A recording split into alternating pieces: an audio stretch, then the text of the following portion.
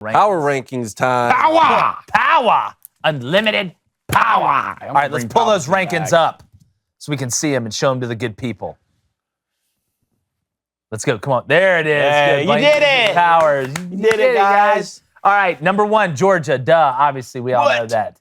All right, number 2, Bama. I'm still having them there, Cone. Got you. I think we have to have them there. They're one of the few teams that right now have the players, believe it or not, that can beat Georgia. Everybody that's jumping off that Bama bandwagon, just remember what Nick Saban does and the amount of talent they have and who they have coming off the injury list. That's big as well.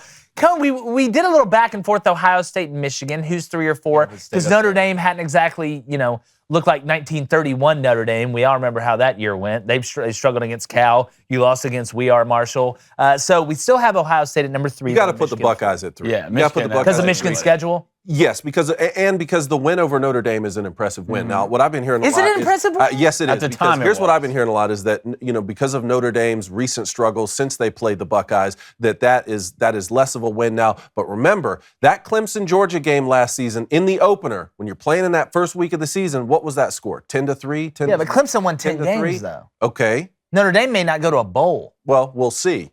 But I still think you put the Buckeyes at 3 there, and then on the. But flip I agree side with that, the Buckeyes at 3, by the way. Okay, you agree with me on that? Though. Yes, I agree with the Buckeyes. And then for people who are then on the flip side of that saying, well, Michigan shouldn't even be as high as 4 because of their schedule. Again, they can only play who they're playing. We're not ranking them 4 just because they've won the games. There are a lot of teams around the country 4-0. It's how efficient are they on? What is the personnel? Eye test matters. And look, the second they lose, they'll be out of there too. So yeah, no, I'm with you 100%. I agree. Right. I was just arguing the Notre Dame. It still looks like a good win at this point. To me, I think the jury's still out. It's looking worse and worse. But Ohio State, Cone, you know as well as I do. You know as well as anybody. We know the players that are on that roster. Mm-hmm. We know the way Ryan Day's recruited. I mean, you had Jim Knowles. You had Jim Knowles. They're top 5, which is a great pick. Oklahoma at number 5. I like this. I like this too. You can almost put them. You can get Oklahoma to talk it in that 4 range too. A little you bit. could. Well, I said Oklahoma was my sleeper to make the college football playoff this year. Because everybody, Brent Venables, new coach, new phone, who dis? You got the collab, Brent. like I said. Yeah. It's Brent. Yep. That's who it is. With Dylan and Jeff Levy. But Oklahoma looks to me like they're playing complementary football, which is, you didn't get that a lot from Lincoln Riley. Remember, you'd have the games where the offense was blowing up the scoreboard, but it turns into a shootout. Yeah, most all their games. Then you'd have those very rare occasions where the offense was struggling, but Alex Grinch and the defense would step up and keep Oklahoma in the game. It seemed like Oklahoma, throughout the course of the season, could never play complementary football as well as possible, where the defense and offense and special teams were all cooking. You've had a couple games with Brent where you've seen that. Yeah. Now, there's been some struggle. The Kent State game, I mean, you're barely up at halftime, but you come out and you make the move. I think that was a trap game. They were looking ahead to Nebraska a little bit. They ended up blowing Kent State out. But I like the way Oklahoma's trending, but I do agree with what Brandon Marcella said yesterday and what I was talking about in my open. We've seen Dylan Gabriel in small moments step up to the occasion, right? But we haven't seen him in that game-winning drive in a game that matters. Bedlam, something like that, where you've got to go win the game for your team. Even at UCF. Didn't see that. UCF was rolling people when they were winning. That's true. It wasn't really tight. The one game that was tight, Louisville, last play of the game, unfortunately, he dislocates his shoulder. AP has them at 6 right now because they have Clemson at 5. Yeah, I like Oklahoma at 5. Or if someone had Oklahoma at 4 and you put Michigan at 5, I could live with that. I agree with that. I would not be upset about that. Clemson at 6. Clemson, to me, is so intriguing because Clemson is how a lot of people thought they were going to be. Really talented on defense. You look at the front 7, that defensive line is hell on wheels. But offensively, at what point, and I think it's this weekend against Wake Forest, I think you see Wake Forest take a lead. I think you see Clemson struggle on offense. I think you see Clemson take out DJU, put in Cade Klubnik, and he never leaves as a starter again. They'll come back and win a tight one. I think Clemson is a much better team with Cade Klubnik at quarterback. People say, oh, well, he was 2 for 5 the other day. You watch the way that offense operates, even in garbage time, it already looks faster for Cade Klubnik than it looks for DJU. It's like Max Johnson at A&M. Yeah. I don't need you to come here and throw for 400 yards. Just run the offense. Run the offense. Be a threat. Stay within the offense, and that's how we'll win games. Because with Clemson, with a decent quarterback, that is a little bit worth his salt, is a top 4 team. Because, I mean, I would look at Ohio State with a decent quarterback with Clemson.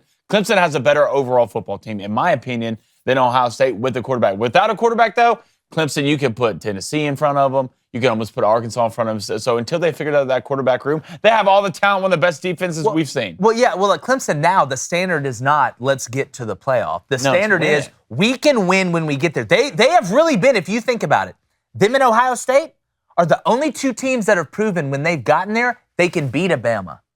They can beat a Georgia. Oklahoma hadn't proven it. Notre Dame hadn't proven it. Oregon, Washington hasn't proven it. So Clemson, the standard is it's not just getting there. We can win when we get there.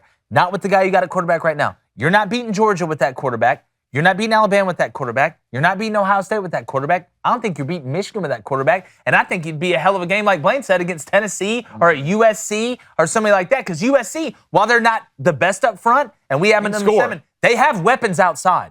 You can spit that bubble out and let Mario go get it. Mario Williams, Jordan Addison, the running back from UCLA. J.A. can go get it, too. Their defense isn't there, but their offense is for real. And I think Oklahoma with Brett Venables are now, maybe not this year, but in a couple years, that he could fix the problem to where they could win games in the playoffs. I agree with that. Because it was defense. I agree with that. Games, what? In the playoffs. Yeah. It was defense. I agree with what that. I heard, they can put up 40 points against Bama or Georgia or something like that, but their defense couldn't stop a nosebleed. That's exactly right. So we have Tennessee at 8, Arkansas at 9. You know, we talked about this when we were getting together this list. We put Tennessee ahead of Arkansas, not just because of the way they looked against Missouri State, but Arkansas' secondary is super suspect. I'm talking about first 48 suspect. You better find it quickly. Speaking of first 48, you got 48 hours until you're going to have to find it. We have Kentucky 11, right? We have Kentucky 11 because of what we said. They just lack explosiveness, and you got to give credit to Penn State. I mean, Penn State and Auburn has a horrible team, one of the worst teams I've ever seen. Auburn, but it's still a hard place to play. Yeah. You have wins at Purdue, at Auburn. You have to put him in there. You have to put him there. Sean Clifford's been at Penn State since 1838. I mean, he's one of the spies on the Turn Show. He's been Pennsylvania so long. The secondary can go up against anybody. You know a matchup I'd love to see? Penn State secondary versus USC. I want to watch USC and Tennessee play so bad. You want to watch who? USC and Tennessee. The final score 73. Oh, I just want to watch it. I just want to watch basketball it. That'd be so fun to watch. Look, I'm an offensive guy. Receivers, just quarterback play, the offenses, the tempo of the offenses, man, that would just be so fun. You put Oklahoma, USC, Tennessee, and maybe Georgia in a playoff. What do we think about Penn State and Michigan? I think Michigan's just better at what. Where is that? Same team, but Michigan's just better at what they do. See, you know, I know Michigan can only play who they put in front of them. They scored a lot. Is J.J. McCarthy the difference, or is Sean Clifford's experience the difference in that game? That game's at Michigan. Oh, there you go. That game's at Michigan. There you go. But, I don't know. Penn State, that game's always going to be close. This is why when I was at Michigan, Scott Loeffler and Lloyd Carr, they would say if we go into Illinois and win by 1 at night in those hostile environments, that's a great win. Come back home and be happy. A dub's a dub. That's how the Big Ten was. So, look, they're always going to play tough. Yeah, tell us where on here you disagree. Tell us where you agree. Hell, drop us your top 10 in the comments, in the chat. Let us know. Make sure you hit that like button and subscribe. Hey, if you like that content, go ahead and subscribe. Apple Podcasts, Spotify, Stitcher, String in a Cup. As long as you're listening, we appreciate you. Go subscribe now. It's Crane & Company.